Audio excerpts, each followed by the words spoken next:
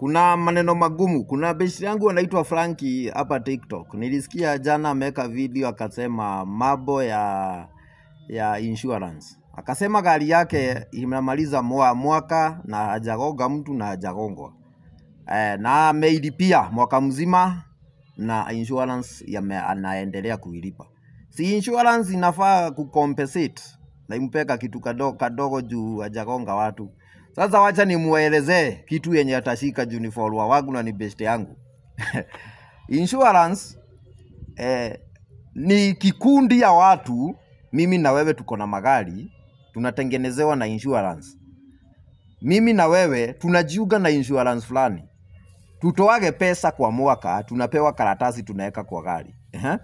Ndio mmoja wetu akipata shida yoyote, amegongwa ama amekogana, pesa yetu yenye tumetoa sisi wenye hatujafanya accident, anapewa, analikava, anatengenezesha gari ama analipa mwenye aligonga.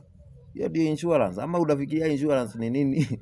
Ni sisi wenyewe tutoe pesa yetu tukusaidie. Ndio na mimi siku yangu ikifika nimegongana, hiyo pesa yako yenye umetoa inisaidie through hiyo jina hiyo insurance. Ama kuna kitu kingine, si ni hivyo?